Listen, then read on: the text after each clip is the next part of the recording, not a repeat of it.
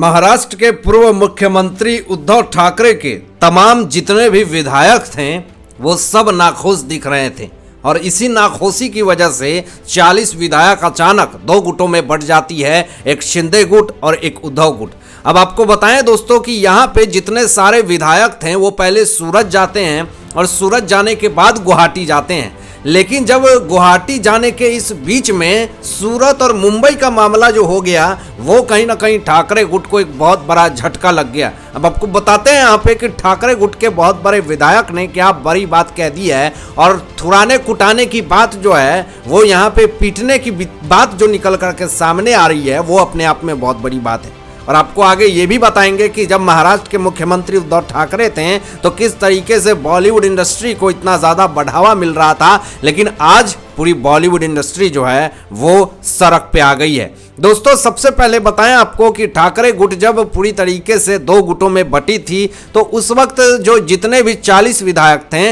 वो कहीं ना कहीं नाखुश थे उद्धव ठाकरे से। तो तमाम विधायक जो हैं उनके ऊपर कोई भी ज़बरदस्ती नहीं किया, किसी भी तरह का जोर ज़बरदस्ती नहीं किया गया, लेकिन फिर भी कुछ लोग आरोप लगाते हैं कि शिंदे गुट ने ज़बरदस्ती करी, उनको खरीदा गया। लेकिन आपको बताएं दोस्तों कि 40 विधायक जब सूरत गए और सूरत जाने के बाद जब गुवाहाटी गए तो इसी बीच में एक ठाकरे गुट के विधायक हैं नितिन देशमुख। अब नितिन देशमुख ने जो आरोप लगाया वो अपने आप में बहुत बड़ी बात है, लेकिन ठाकरे गुट के ये विधायक हैं नितिन देशमुख, तो यहाँ पे आपको बताएं कि सूरत से ही ये भाग करके मुंबई वापस लौट आते हैं ठाकरे गुट के पास। लेकिन दोस्तों जब सूरत से नितिन देशमुख जब मुंबई आते हैं तो उन्होंने मीडिया से बात करते हुए ये बात कही और बहुत बड़ी बात कही कि मुझे मारा गया, मुझे कूटा गया, मेरे साथ बदतमीजी हुई। इस तमाम चीज़ें जो हैं वो नितिन देशमुख ने ऐसे ऐसे आरोप लगाए शिंदे गुट के ऊपर, तो ये कहीं ना कहीं अपने आप में बहुत बड़ी बात है। लेकिन आपको बताएं दोस्तों यहाँ पे बड़ी और ब्रेकिंग खबर क्या आई है कि नितिन देशमुख जो कि ठाकरे गुट के विधायक हैं अब उनको जो है एसीबी ने नोटिस भेज दिया है और नोटिस से नितिन देशमुख को संपत्ति के संबंध में बयान दर्ज करवाने के लिए उपस्थित रहने का आदेश दिया गया है। अब इसके लिए नितिन देशमुख को 17 जनवरी को एसीबी कार्यालय में पेश होने का आदेश दिया गया है। अब इससे कहीं ना कहीं नितिन देशमुख की समस्याएं जो है वो बढ़ गई है और शिवसेना के ठाकरे गुट की मुश्किलें जो हैं वो कम होती हुई नजर नहीं आ रही है। ठाकरे ग्रुप से एक बहुत ही अहम और बड़ी खबर जो है वो यही है कि नितिन देशमुख जो हैं वो अब सलाखों के पीछे जाने वाले हैं। इतनी बड़ी और ब्रेकिंग खबर जो आ गई इसमें कहीं ना कहीं नितिन देशमुख के साथ इस तरह का जो आ रहा है आरोप और अवैध संपत्ति रखने का मामला है, ये तमाम चीजें जो निकल करके सामने आ रही है, सवाल तो अब ठाकरे सरकार के भी ऊपर उठती है। और जिस तरीके से नितिन देशमुख ये आरोप लगा रहे थे कि शिंदे गुट के जो विधायक हैं वो हमारे ऊपर दबाव बना रहे थे, हमें ज़बरदस्ती गुवाहाटी में चलने के लिए कह रहे थे, लेकिन आज एसीबी ने जब नोटिस भेजा है तो ये सीना पीट रहे हैं, ये कलेजा इनका कांप रहा है, सांस ऊपर नीचे तेज हो रही है कि अब कहीं हमारे ऊपर कार्रवाई हो गई और सारे भेद जो हैं वो हमारे खुलने लगे तो हम कहाँ जाएंगे, किससे मिलेंगे। लेकिन आज जो है वो ठाकरे गुट जो है वो पूरी तरीके से फरफरा रही है क्योंकि संजय सिरसाट ने भी ये बड़ा बयान दे दिया है कि कुछ दिनों में जो 12 पार्षद जो हैं वो शिंदे गुट में शामिल हो जाएंगे, यानी पूरी तरीके से उद्धव ठाकरे सरकार खाली हो जाएगी, कोई भी विधायक जो है वो इनके पास नहीं रहेंगे। दीपक केसरकर जी ने भी ये बात कही थी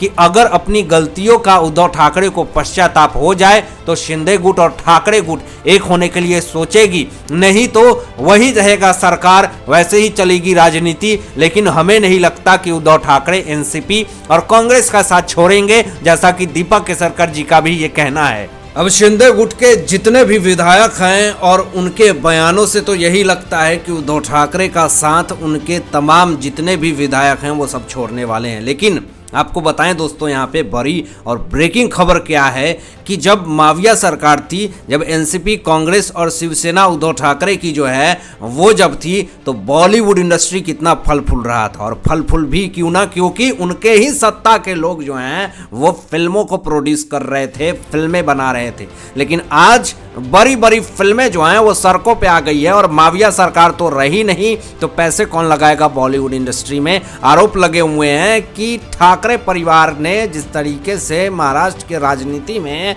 जो उठापटक किया है ये अपने आप में बहुत ही निंदनीय है। लेकिन दोस्तों आरोप तो ये भी लगा हुआ है कि किस तरीके से बड़े बड़े राजनेता जो हैं वो फिल्मों में पैसे लगाते थे, आज कहीं ना कहीं पूरी तरीके से वो सड़कों पे आ गए हैं, फिल्में नहीं चल रही हैं। लेकिन अब आपको बताएं कि ठाकरे सरकार के राज में जितना हो सका चला, फिल्में चली, ब्लैक मनी वाइट हुई, लेकिन अब जो है वो पूरी तरीके से सारे लोग जो हैं वो सड़कों पे दिख रहे हैं, लोग गिड़गिड़ा रहे हैं, अपनी फिल्मों को चलाने के लिए कोशिश में है कि किसी तरीके से हमारी फिल्मों को हिट करवा दीजिए। अब आपको बताएं कि मुंबई के दौरे पे यूपी के मुख्यमंत्री योगी आदित्यनाथ जी आए हुए थे। उनका नोएडा में फिल्म सिटी बनाने का जो है वो प्रोजेक्ट चल रहा है, तो इसी सिलसिले में मुंबई में आए थे और एक्टरों से मिले। लेकिन यहाँ पे दोस्तों जैकी श्रॉफ और सुनील शेट्टी ने जो बयान दिया है इससे साफ तौर पे पता चलता है कि बॉलीवुड जो है वो घुटने टेक रही है, बॉलीवुड गिड़गिड़ा रही है, माफ़ी मांग रही है कि मुझे माफ़ कर दो, मुझसे गलतियां हो गई हैं। अब आप सुनिए कि जैकी श्रॉफ और सुनील शेट्टी ने क्या किया। सुनील शेट्टी ने ये कहा कि 99% बॉलीवुड में सही इंसान है, 1% लोग खराब हैं। 99% सही है और 1% खराब होने की वजह से 99% लोगों को खराब ना समझे योगी जी बाबा। तो कहीं ना कहीं गिड़गिड़ाते हुए सुनील शेट्टी ने यह भी कहा कि एक सड़ा हुआ आम पूरे बोरी को खराब कर देता है, तो ऐसा नहीं कि एक आम सड़ा हुआ है तो पूरा जो है वो पूरी जनता खराब है, वहाँ काम करने वाले लोग खराब हैं। लेकिन दोस्तों यहाँ पे सुनील शेट्टी को ये क्या पता नहीं है कि कुछ दिन पहले ही करीना कपूर खान ये कहती हैं कि मेरी फिल्में क्यों देखते हो, मैं तुम्हें बुलाने जाती हूँ क्या। आलिया भट्ट कहती हैं, अर्जुन कपूर कहती हैं कि अच्छा नहीं होगा देख लेना। तापसी पन्नू, अनुराग कश्यप ये लोग कहते हैं कि मुझे भी बाइकआउट करो ना, मुझे भी फ्लॉप होना है, मुझे भी बाइकआउट होना है। ये लोग जो हैं वो हल्के में ले रहे थे, तो आज कहीं ना कहीं ये भारी पड़ रहा है उन लोगों पे। दोस्तों यहाँ पे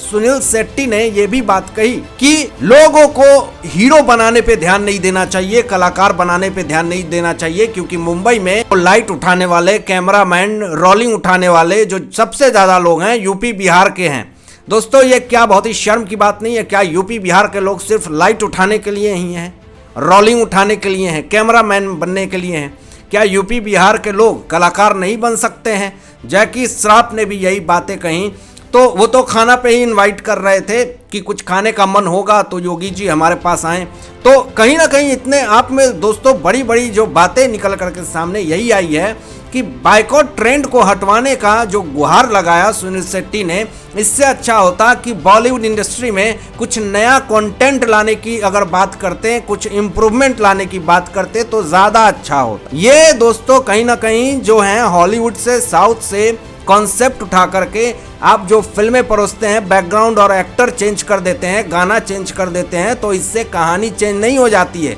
आज ऑडियंस को साउथ फिल्में क्यों अच्छी लगती हैं, बॉलीवुड क्यों अच्छी नहीं लगती हैं, जरा सोचे सुनील शेट्टी।